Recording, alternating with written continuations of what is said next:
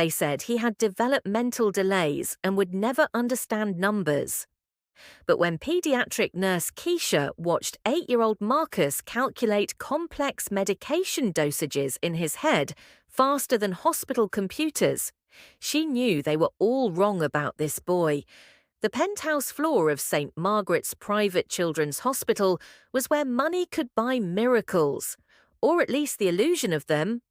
With floor-to-ceiling windows overlooking downtown Atlanta and marble floors that gleamed like mirrors, it was designed to make wealthy families feel that their children were receiving the very best care.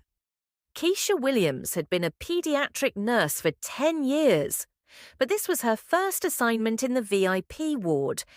At 32, she was known throughout the hospital system for her intuitive connection with children who couldn't communicate their needs. The administration had specifically requested her for this challenging case. The case was Marcus Thornfield, the 8-year-old son of tech billionaire James Thornfield. Marcus had been diagnosed with developmental delays and had been admitted to the hospital's long-term care unit 6 months ago after his mother's death in a car accident. His father, consumed by grief and unable to cope with his son's special needs, had essentially turned the hospital into Marcus's permanent home. "He doesn't speak much," explained Dr. Patricia Wells, the head pediatrician, as she walked Keisha through Marcus's file. "Multiple specialists have evaluated him. Severe cognitive limitations, they say. Functions at about a 3 to 4-year-old level intellectually. He spends most of his time drawing or playing quietly. Very sweet child, but the prognosis isn't encouraging." She didn't finish elaborating, but Keisha understood. In the world of high-achieving families, a child with developmental challenges was often seen as a burden rather than a blessing. Marcus's room was the largest on the floor, decorated with expensive educational toys and therapeutic materials that largely went unused. When Keisha first entered, she found the boy sitting at a small table, intently focused on a piece of paper.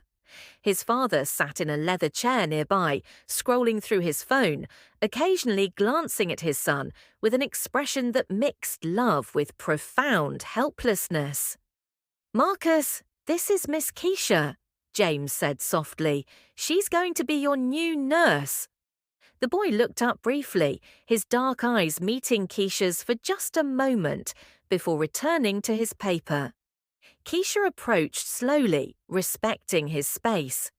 "What are you working on, sweetheart?" she asked gently. Instead of the typical children's artwork she expected, houses with crooked chimneys or stick figure families, Marcus's paper was covered with numbers.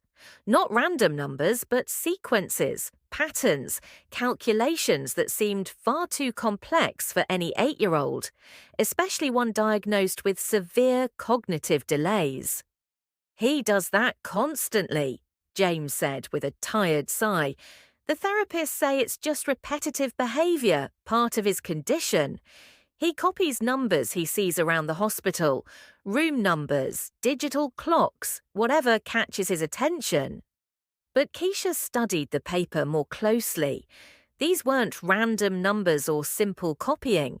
There were addition and subtraction problems, multiplication tables, even what looked like algebraic equations. And from what she could tell, they were all correct. Over the next few days, Keisha observed Marcus carefully. While other staff members saw a child with significant limitations who needed constant supervision, she began noticing behaviors that puzzled and intrigued her. During medication rounds, Marcus would become visibly agitated whenever certain drug combinations were being prepared. The first time it happened, Keisha was calculating insulin dosages for a diabetic patient in the adjoining room. Marcus, who had been quietly working with his numbers, suddenly started rocking back and forth and making distressed sounds. "What's bothering you, honey?" Keisha asked, kneeling beside him. Marcus pointed to her medication tray and shook his head vigorously. He grabbed his pencil and wrote on his paper, 15 plus 3 equals 18 wrong. Keisha frowned.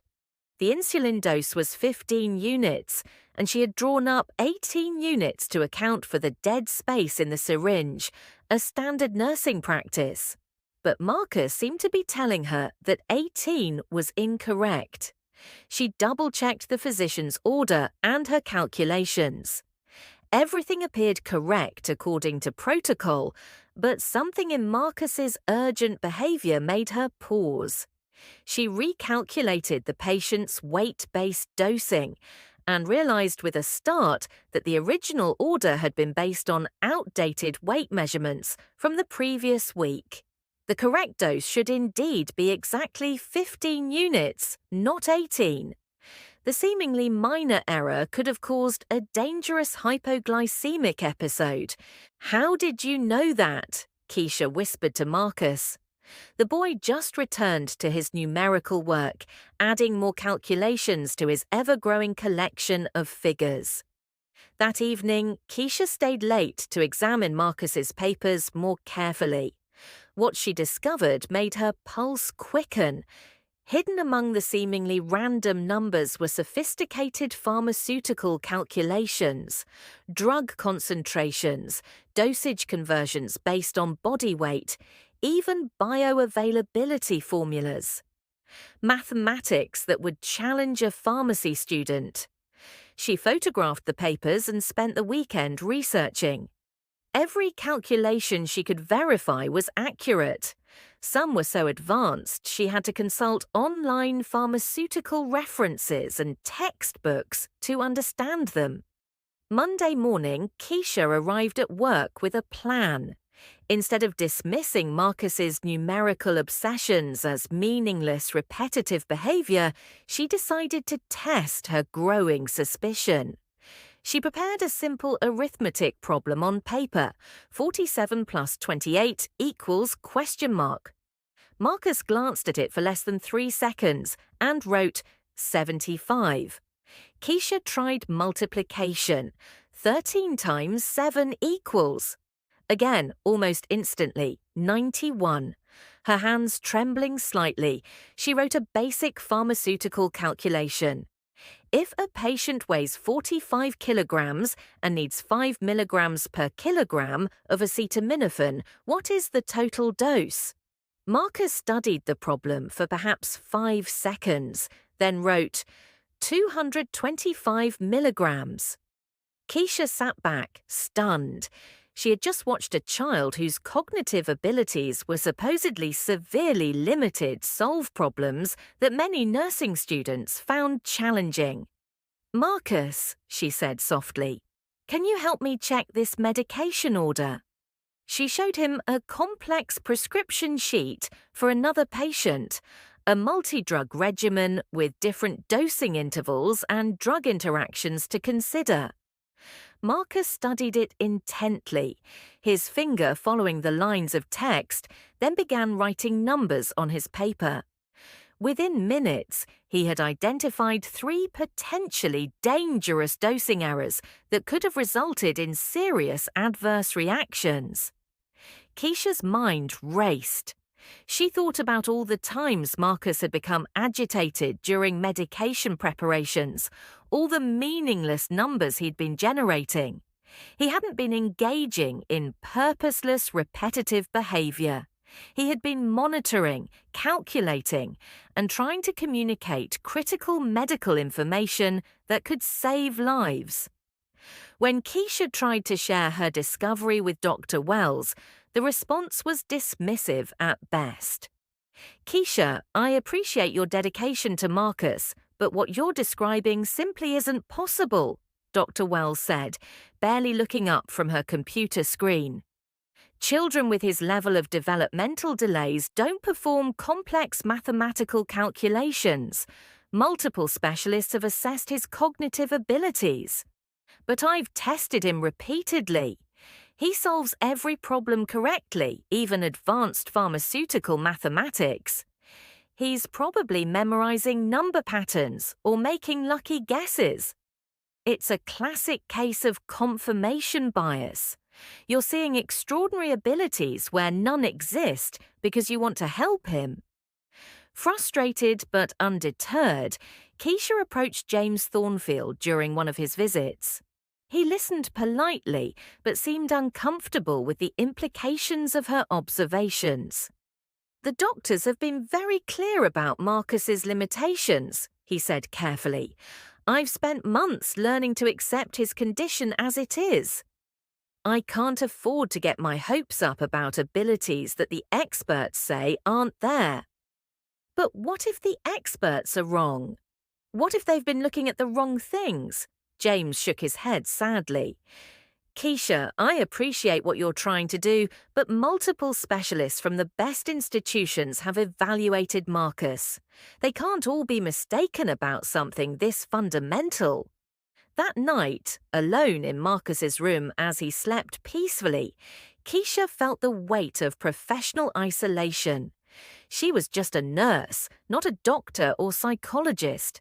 Who would believe her observations over established medical opinions from renowned specialists? But she couldn't ignore what she had witnessed. Marcus wasn't just playing with numbers, he was demonstrating sophisticated understanding of medical concepts, identifying dangerous drug interactions, and solving pharmaceutical problems that required advanced mathematical knowledge. The breakthrough that would change everything came during a medical emergency 3 weeks later. Dr. Sarah Chen, a visiting pediatric cardiologist, was treating a 6-year-old patient with a complex congenital heart condition. The child required a precise combination of cardiac medications, and the dosing calculations were particularly challenging due to her low body weight and compromised kidney function. Marcus was in the hallway when Dr. Chen and her medical team were discussing the case in hushed, urgent tones. As always, he had his papers and pencil, seemingly absorbed in his numerical work. But Keisha noticed he was listening intently to their conversation, his head tilted toward the medical discussion. Suddenly, Marcus became extremely agitated. He ran to Dr. Chen and tugged urgently on her white coat, pointing frantically at his paper where he had written in large letters, "Danger! Too much! Stop! "What's he trying to tell us?" Dr. Chen asked, looking puzzled and slightly annoyed at the interruption. Keisha looked at Marcus's paper and felt her blood run cold. He had calculated the exact drug doses being discussed by the medical team and had identified a potentially fatal interaction between 2 of the cardiac medications when combined with the child's reduced kidney function. "Dr. Chen," Keisha said urgently, "I think Marcus is trying to warn us about the medication protocol. He's calculated a dangerous interaction." Dr. Chen looked skeptical, but something in Keisha's tone and Marcus's obvious distress made her pause. "Show me what you mean." With trembling hands, Keisha explained Marcus's calculations, pointing out how he had factored in the patient's exact weight, kidney function parameters, and the complex pharmacokinetic interactions between the cardiac drugs. Dr. Chen's expression transformed from skepticism to amazement as she verified each calculation. This is absolutely correct," Dr. Chen whispered, her voice filled with disbelief. "If we had administered those doses in combination, given her kidney function, the child could have gone into fatal cardiac arrhythmia." The medical team immediately revised the treatment plan based on Marcus's mathematical analysis. The young patient received the corrected medication protocol and made a full recovery. Word of the incident spread rapidly through the hospital corridors. Dr. Wells, initially resistant to Keisha's claims, was forced to acknowledge that something extraordinary had occurred. "I want to arrange formal testing," she told Keisha and James. If Marcus truly has these capabilities, we need to understand them through proper scientific evaluation. Over the following week, a team of psychologists, mathematicians, and medical specialists conducted comprehensive assessments of Marcus. The results were unprecedented and challenged everything the medical community thought they knew about developmental disabilities. Dr. Michael Harrison, a renowned specialist in exceptional cognitive abilities, explained the findings to James and Keisha. Marcus demonstrates what we call islands of exceptional ability within the context of his developmental challenges, he said carefully. While he struggles with typical social communication and some basic life skills, his mathematical processing, particularly in pharmaceutical and medical contexts, operates at a level that far exceeds normal expectations. James stared at his son with completely new understanding. You mean he's been trying to help people this whole time? More than that, Dr. Harrison continued.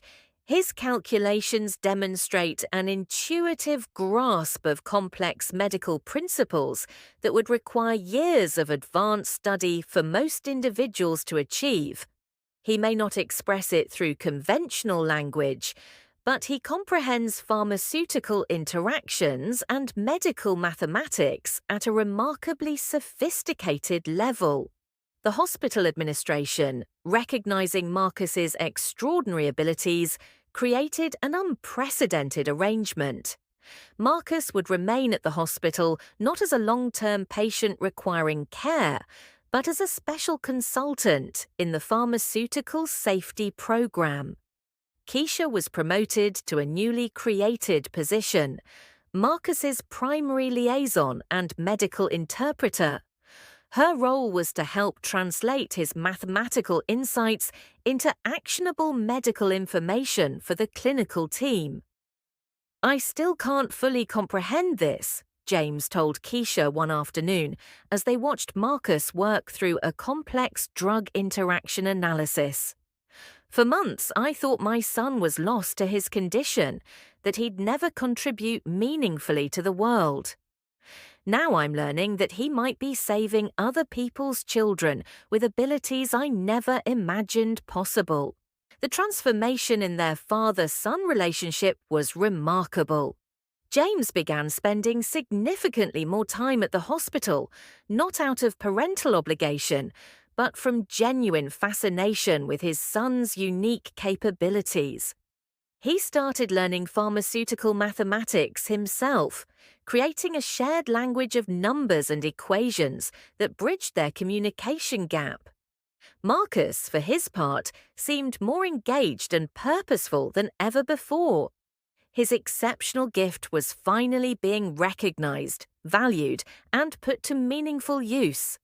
He had found his voice in the language of mathematics, even if it didn't conform to traditional expectations of communication. Within 6 months, Marcus's contributions to hospital safety protocols were undeniable. Medication error rates on the pediatric ward dropped by 78%. His ability to identify dangerous drug combinations and dosing errors had prevented numerous potentially serious adverse reactions. Dr. Chen, who had witnessed the first major incident, began collaborating with Marcus on groundbreaking research into pediatric drug interactions. She would present complex medical cases to him, and his mathematical insights often revealed critical considerations that traditional analysis had overlooked. He perceives patterns in pharmaceutical data that our most sophisticated computer algorithms miss, Dr. Chen explained to a gathering of medical professionals. It's as if he has an intuitive understanding of how medications behave within the human body, expressed through mathematical relationships that we're only beginning to appreciate. The broader medical community was fascinated but divided. Some embraced Marcus's contributions enthusiastically, while others remained skeptical about relying on insights from a child with developmental disabilities, regardless of his mathematical gifts. Keisha found herself at the center of important conversations about neurodiversity and hidden potential within the medical field. She spoke at nursing conferences about the critical importance of looking beyond diagnostic labels to recognize individual strengths and capabilities. Marcus taught me that intelligence manifests in countless different ways, she would tell audiences. Our responsibility isn't to limit people based on their diagnoses, but to find innovative ways to help them share their unique gifts with the world. The relationship between James and Marcus deepened in ways that surprised everyone, including James himself. They developed their own sophisticated communication system based on numbers, equations, and mathematical concepts. James would pose pharmaceutical problems, and Marcus would solve them, while simultaneously teaching his father about complex medical principles. "I used to think I had lost my son when my wife died," James confided to Keisha one evening as they watched Marcus work on a particularly challenging calculation. "But Marcus wasn't lost, I just didn't know how to find him. You showed me the path to reach him." The hospital room that had once felt like a place of exile and sadness became a vibrant center of learning, discovery, and genuine connection. James installed whiteboards where Marcus could work through complex problems, and their time together was filled with mathematical conversations that were both intellectually stimulating and emotionally meaningful. Keisha observed their transformation with deep professional and personal satisfaction.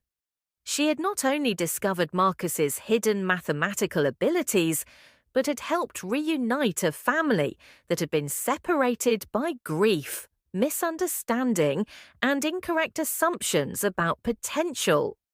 2 years after Keisha first noticed the significance of Marcus's numerical work, St. Margaret's Hospital established the Marcus Thornfield Centre for Pharmaceutical Safety and Mathematical Medicine. The centre used Marcus's unique insights to develop revolutionary new protocols for medication safety, drug interaction analysis, and pharmaceutical error prevention. Marcus, now 10 years old, continued to divide his time between the hospital and home with his father. His daily routine included reviewing complex medication orders, working on advanced mathematical problems, and collaborating with pharmacists, doctors, and researchers on challenging medical cases. Keisha had evolved far beyond her original role as his nurse. She had become his advocate, interpreter, champion, and trusted friend. She had learned to read his subtle communications and could translate his mathematical insights for medical teams with remarkable accuracy. "People sometimes ask me if I'm disappointed that Marcus will never be typical," James told a journalist writing about their remarkable story. "But typical is vastly overrated. My son has abilities that save lives every single day. He communicates through mathematics in ways that most people never could. Why would I want to change something so extraordinary?" The broader medical community had begun to recognize the immense value of neurodivergent perspectives in healthcare. Marcus's case had opened doors for other individuals with developmental differences to contribute their unique abilities to medical advancement and patient care. Today, Marcus continues his groundbreaking work at St. Margaret's Hospital, now recognized as one of the world's youngest pharmaceutical safety consultants. His mathematical insights have contributed to peer-reviewed research papers, international safety protocols, and drug interaction databases used by hospitals across the globe. Keisha, who has been promoted to Director of Neurodiversity Programs, travels internationally speaking about the critical importance of recognizing hidden abilities in individuals with developmental differences. Marcus fundamentally changed not just how we think about his particular condition, but how we conceptualize intelligence and capability itself, she tells audiences worldwide. He proved that extraordinary gifts can come in completely unexpected packages, and that our job as healthcare providers is to look far beyond diagnostic labels to see the full potential of every individual. The numerical drawings that once seemed like meaningless scribbles now hang framed in the hospital's main corridor, honoured as the mathematical insights that revolutionized pediatric medication safety and challenged medical assumptions about cognitive limitations. Marcus's journey reminds us that genius manifests in countless forms, and that sometimes the most profound contributions come from those whom society systematically underestimates. In a world that often focuses relentlessly on limitations and deficits, his story celebrates the unlimited potential that exists within every person, waiting to be discovered by someone willing to truly see beyond surface appearances. As Keisha often tells young nurses, never assume you understand what someone is capable of based solely on their diagnosis. Sometimes the person everyone overlooks is exactly the person everyone desperately needs.